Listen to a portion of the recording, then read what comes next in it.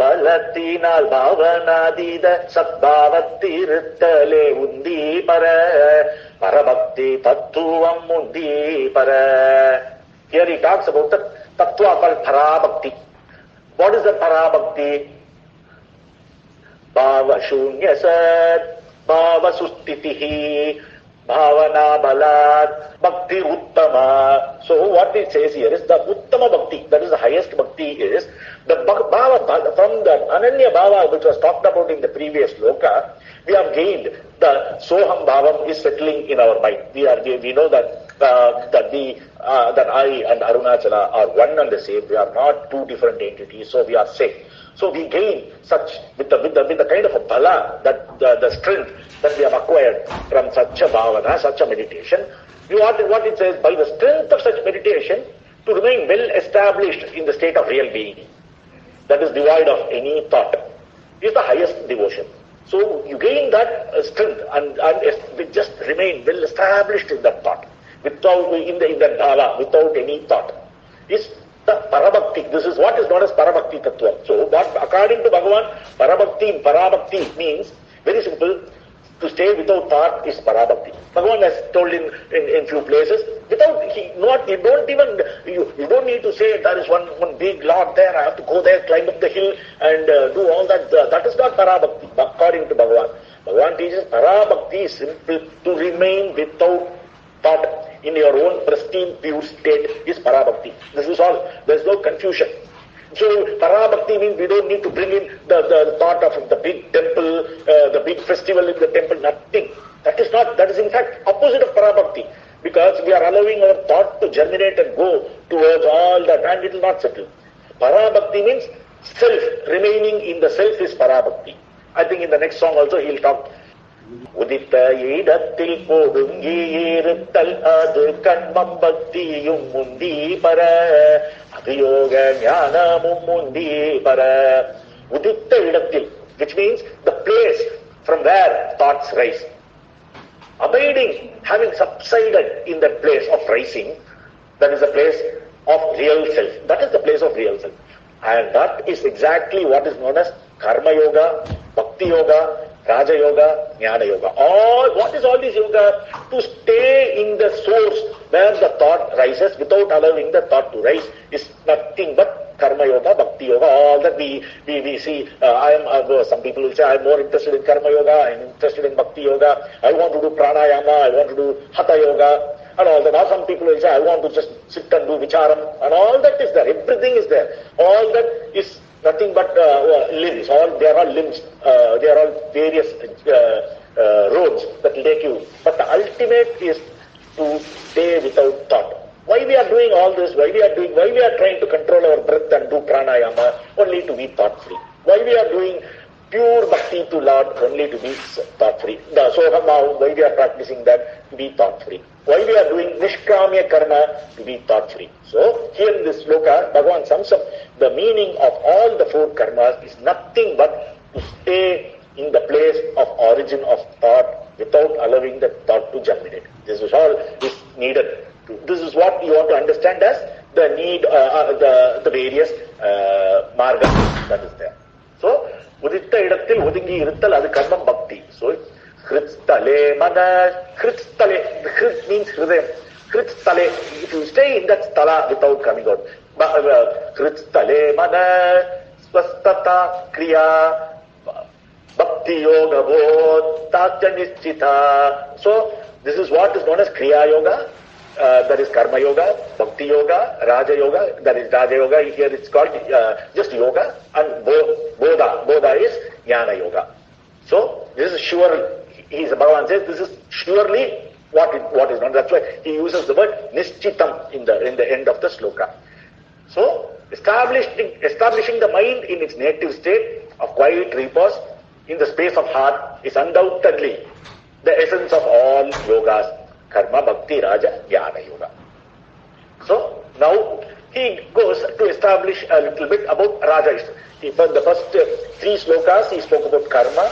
The first two slokas, especially the nature of karma. The third sloka about Nishkamya Karma. And then Up to now, up to ninth sloka, he talked about bhakti, the various forms of how to puja, japa, dhyana and all that, and then the ultimate is to stay in the place without thought. Bhagavan told in ninth sloka, and in 10th sloka, he said, what is this thoughtless state called? It is all the karmas, all the yogas are nothing but thought-free state.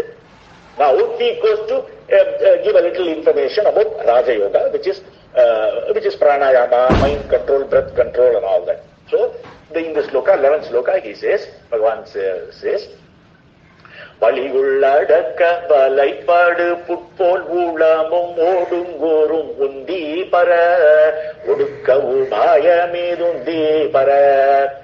So, vali means breath. Ul adakka, to stay to suppress your breath, to restrain the breath. What happens if you do that? Like a bird caught in the net, thrown by the hunter, like the bird caught in the net, the mind will be stuck. It won't rise. Mind will calm down, is the meaning of the sloka. And Vayu Rodanat Liyate Manah Jala Pakshivat Roda Sadhanam. So what it says is Jala Pakshivat, like a bird caught in the net. By the restraint of breath, the mind becomes quiescent in a manner of a bird caught in a net. Restraint of breath is thus a means of restraining the mind. But restraining of breath is only a means to temporarily still the mind.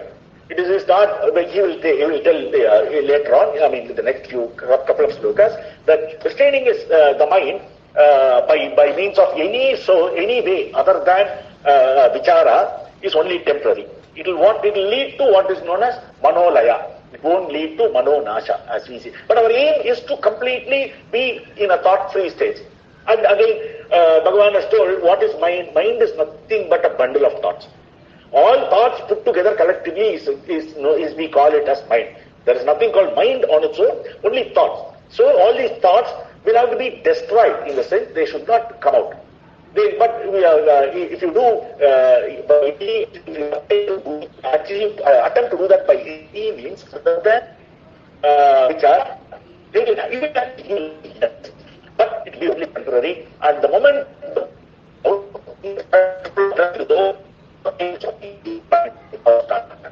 so this is a good practice to achieve, because the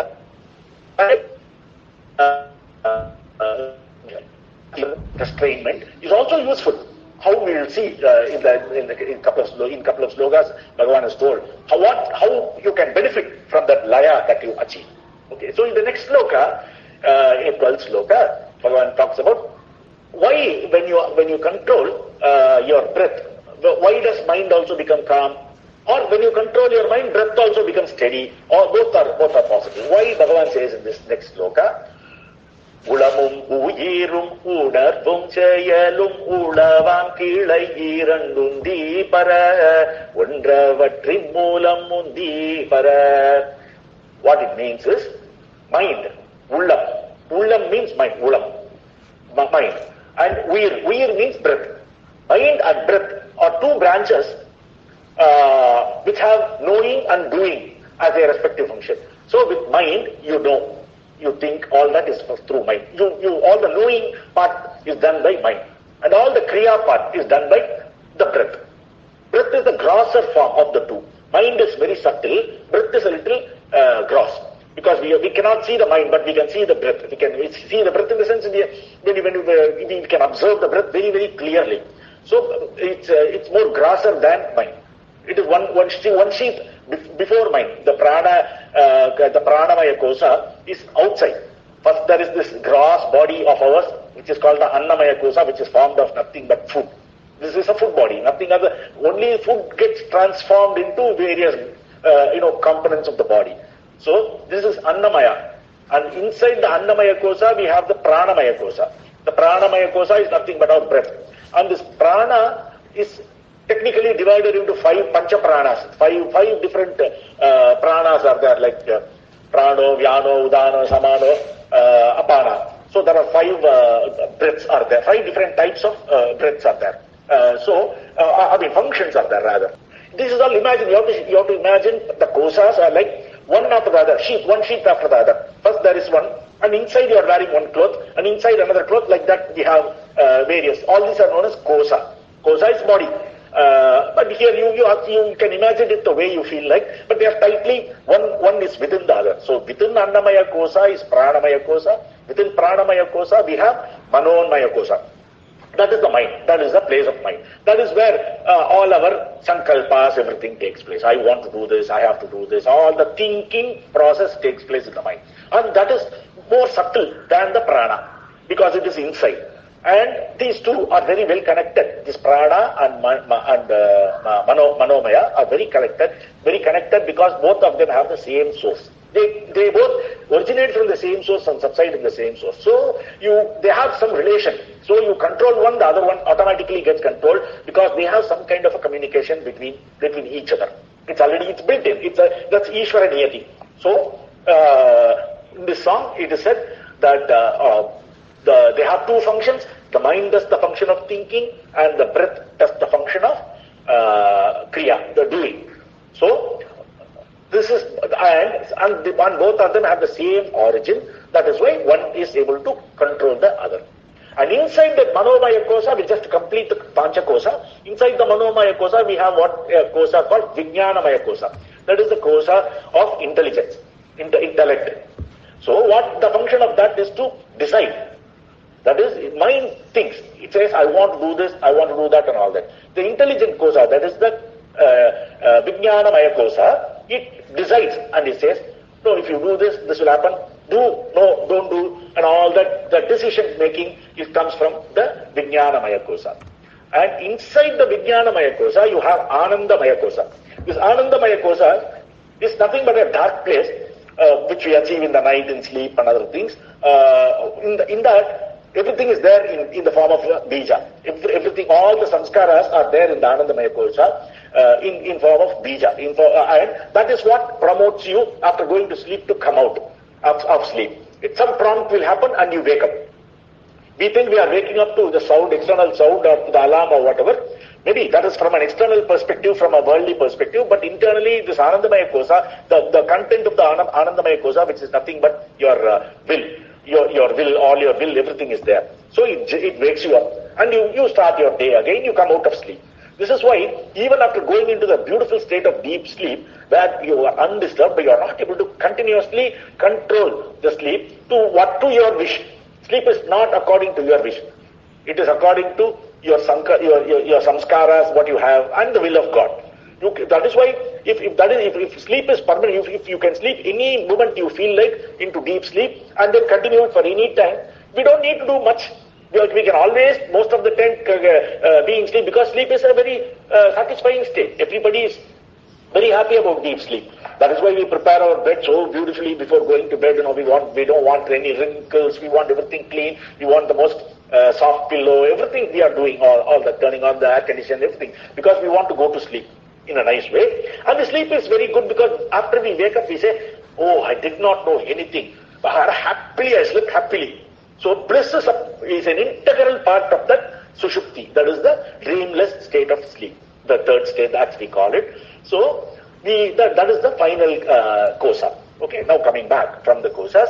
So this Manomaya kosa and Pranamaya kosa, they are very closely linked. Not the kosa, Mana and Prana. Manas and Prana, they are very closely linked because they have the same place of origin. So here it is said, that is why in the previous sloka it was said, when you control why pranayama is giving you the result of mind control is because they have, prana and mana have the same source. And in the next sloka, he says, Ilayamum nasam irenda modukam ilayitula delum mundi para yaradur mainda delundi para. And the Sanskrit sloka reads, Laya vinashane ubayarodhane layagatam puna pavatino mritam. So laya and vinasha are the two words used in this sloka. As we discussed earlier also on some occasion, I don't remember when, but we have been doing it from time to time. The mind control is of two forms. One is temporary restraint of mind, which is laya. It goes into laya. When the mind hits something beautiful that it likes, it goes into a state of laya. Like, for example, you are listening to some very good music concert by your favorite singer or whatever. He sings so beautifully. You are enchanted and you go into a state of laya. For a temporary suspension of mind takes place. You temporarily revert back to your own sthiti, that is your own internal Atman, the original Atman. You go into that. Your thoughts subside. Your thoughts are restrained at that time. While all this coming out, everything is nothing but thought. Thought-free state is highest thought. Otherwise, you have a thoughtful state, which is the lowest, you can say that way. So when we talk reaching the Atman, I want to touch everything, the easiest way of understanding all this this only Bhagavan teaches this. Even the Vedantic Shastras, they don't elaborate all this. Only Bhagavan has given all this very clearly. Atman is nothing but thought-free. If you are thought-free, you are in Atman. If you are full of thought, you are in ego. You are in mind. This is all we need to know. Such a simplification nobody can give, nobody has ever given. Such is the power of the teaching of Bhagavan. He immediately makes you understand in simple terms. He is not interested in using, bombastic vocabulary, this word, that word. He wants to keep everything simple. If you read the Sanskrit version, the Upadesa Saram, if you read sloka by sloka, word by word, you will understand most of the words. Nothing is very uncommon. If you know a little bit of Sanskrit, you will immediately know, this is simple. Bhagavan has given it so simply. That is the power here. So here in this sloka, Bhagavan says, Laya, Vinasha. Laya means subsidence of mind, and Vinasha means destruction, annihilation, total destruction of mind, are two forms of mind control that is there. And what is put in Laya will always come back. And what is destroyed will never come back. Meaning, if you have destroyed the mind totally once and for all, that is the final. You have become a jnani. You have become Parambrahman itself. And you won't be, the mind may come out, may not come out, but you won't even care because you won't even know that the mind is come out or whatever. You will be totally, because you have lost your personality in that state. And if it is in Laya, if you attain Laya by means of breath control or by means of even every day, every night that we sleep peacefully, go to Sushupti, that is also Manolaya. Because the mind is totally suspended. But it comes back again when you wake up in the morning. Or whatever it is, you are in some kind of a samadhi, or you are in whatever state you hit, all that where you suppress the mind temporarily, all this is Laya and it will come back. It's told in this sloka. So, Laya, initially, a lot of people have told their experiences to Bhagavan, and Bhagavan has also explained that while they are doing meditation, very very high focused dhyana, they are going to the state of Laya. But a lot of people mistake that Laya they have reached the final stage. That is, this is what is known as self-realization. They think at that time and they stop their practice. They stop their effort. Bhagavan has won. This is a very dangerous state. Lot of people, he says, reach that stage and they get lost totally. And they start thinking that they have achieved everything and they start go about giving lectures and becoming guru, having their own ashrams and other things. It goes into, and ultimately they come back to the original state where they were before starting all this practice. Bhagavan has won. Be very vigilant while you reach that stage. That stage, your sadhana should be multiple times, it should be more, to think, who is getting this state of Laya? Who is achieving this beautiful state, which is one of the best states that you can describe, as told. So, who is enjoying this beautiful Laya? So, the moment you are able to put that question, you know that you are in Laya, you have reached only Laya, you have not reached. So, you put that question, and then you continue your practice, you keep going. In the state of complete vinasa, destruction, this question itself you won't be able to put. The mind won't come up even to put the small question. That stage is the ultimate stage. We have to go there to that stage. So, Laya, you should not get trapped in Laya. Laya can be achieved as told. So many drugs, for example. Why do all these people go behind all these narcotic substances, these drugs and other things? It's only to achieve Manolaya. It gives Manolaya. But till the effect lasts, it will be there. Once the effect is over, it will go and it will only leave the karma, the bija. So you go back to it again and again and again. This is what happens. This is why addiction happens. You want that state again, so you achieve the state by taking some substance, whatever it is, and then you achieve that state. And it puts you there. This is why we, again, like we saw in the second sloka, in bija form it gets formed and it sort of kindles you to do it again and again, and you're caught in it. You're enmeshed, so to speak. So, these are the two type of mind control that is talked about. And in the next sloka, he says, ஒடுக்க வழியை ஒடுங்கும் ஊழத்தை விடுக்கவே ஓர் வழி உந்தி பர தீயும் மதன் ஊரு உந்தி பர. What he means in this sloka, when one makes the mind which subsides, let us say you have achieved the manolaya, you've done something, like you're doing breath control, let us say. That is what for a common man, the quicker way to reach manolaya is to have breath control. Let us say you are doing pranayama regularly, or according to Bhagavan, you don't need to do the classical pranayama like Kumbhaka, Richaka, or whatever is there. There are so many techniques. It's like taking, inhaling and retaining the breath and then releasing it out slowly. These are also not needed. They are technical, and there are dangers also of doing it wrongly, and it can lead to complications, and you can do it only in front of a guru who teaches you. You cannot do it on your own, and so many things are there. Instead, the easiest form of pranayama taught by Bhagavan is simply sit and keep watching the breath. Let's just observe, steadily observe the inhale and exhale. That's all. Don't bother about timing, retaining and all that. No complication. Just watch. This is the simple form of pranayama which will immediately still the mind. And a lot of people have told, Kunjaswami and so many people have recommended that method, and they said they are really, it is for an initial sadhaka, it is very, very useful to just sit and watch the mind.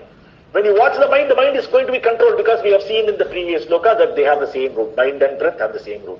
So the moment you start watching the mind, the breath, mind is going to still. So here in this song, what he says, when you achieve restraint of mind, that is when you go into some kind of a peaceful state, laya, at that time the mind is very, very pure. When it comes out of the laya, at the immediate moment when it comes out, it's very pure. At that time, strongly focus on one thought. The thought can be anything. That thought can be Nirguna Brahma, like your own self, Atman. You can think about the Atman, or it can be about Saguna Brahma. It can be about the Lord, that your favorite deity. It can be that, or it can be Arunachala hill, whatever it is. But strongly focus. When you are hitting laya, in that stage of laya, your mind is the most purest form. So use that purity of mind to focus the mind on any one thought, whatever you choose, as I told, and that is a great sadhana. So that is a great way to kill the mind. This is a great way to progress from the state of manolaya to the state of manonasha. So when you hit the stage of manolaya, make best use of it by strongly focusing on one thought, and that thought will destroy. Also, if you remember Bhagavan in Who Am I to Go is read, he says, like if you do it will be like that one thought will be like a stick used to put the corpse in fire. The corpse is in fire, and you kind of use that stick to put every piece in the flame properly to burn, and then finally the stick also will get consumed. Similarly, this one thought that we have in the state of laya we put forth, it will help us achieve. It will help us really gain that focus, and finally that one thought will also get destroyed. And that is the state when you will reach manonasa. The final state will be reached by means of. So manolaya we should not be always enjoying the manolaya state. We should put more effort during achievement of when manolaya is achieved, either by breath control or by any other sadhana, and then put the vichara. Finally, vichara is what will bring about manonasa. Permanent destruction will come about. So, up to this 14th sloka, Bhagavan has talked about the marga of Raja Yoga, that is mind and breath control. So far he has covered Karma Yoga, he has taught everything about what we need about Karma Yoga. There's nothing much to know, but he has given clearly, do karma, if at all you have to do karma, let it be Nishkamya karma rather than Kamya karma, with Ishvara Arpitam. Do it for the sake of Ishvara. And then he talked about various Bhakti Marga, and the highest Bhakti Marga, Para Bhakti as he called this, I am he, Sogam. You have to know that you are not different. You have to develop the Ananya Bhava with the Lord.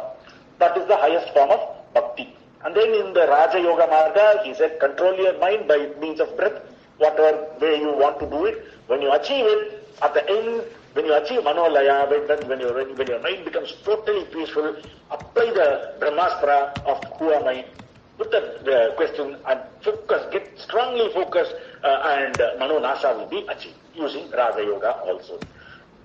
Now, somebody who has achieved, he is talking in the 15th sloka about the state of a person who has achieved this Manonasa. Manavur Maya May Manu Mayogitana Korsayal Illai Undi Para Tanniyal Sadhanan Undi Para. The Sanskrit sloka is Astamanaso Krishtayogina Krishyamastikam Swastitim Yataha. That is, this yogi or this jnani, whatever it is, who has practiced all these, whatever, he practices karma or bhakti or Raja Yoga Marga and achieves the state of Manonasha, which means for the supreme yogi or jnani whose mind has been annihilated totally, whose mind has been killed, what is he going to do anymore? Since he has reached the true state, the state of self, he has achieved everything. For such a yogi, there is nothing to do. Like Bhagavan, take Bhagavan for example, why should Bhagavan do anything or anything? It's only for the benefit of people like us who are interested, who have love for Bhagavan and who are interested in learning. For them, he acted, and that too, he didn't act. For in our eyes, it appeared like in action. According to him, nothing. Something is doing some job, that's all. He's totally separated. He separated himself from the action, from the body. And so, he's got the body. According to him, some body is doing. When Bhagavan was having sarcoma towards the end of his bodily life, and he was having a lot of pain in the hand. There a lot of when people ask, Bhagavan, is there not pain? He said, yes, pain is there. But pain is for the body. Pain is not for me. I don't have any pain. Body has pain. So he's able to clearly demarcate the two. It becomes such a sahaja state for him. So nothing for him. He's in body. Suffering is for body, not for me. Body has its destiny. It will do whatever it has to do and it will perish. Not for me. I am already in a released state. What is there for me? Nothing can affect me. Similarly, for this person who has reached the state, who has made nashta of his mind, who has completely destroyed his mind, nashta manasa, utkrishta, that is the greatest supreme yogi, utkrishta yogina, krityam, what is there to be done? Kritya, what is there to do? Asti, what is there? Krityam asti, kim, what? Swastiti, he has reached his own state. Swastiti, he has reached his own state. That is, because he has reached his own state, he has got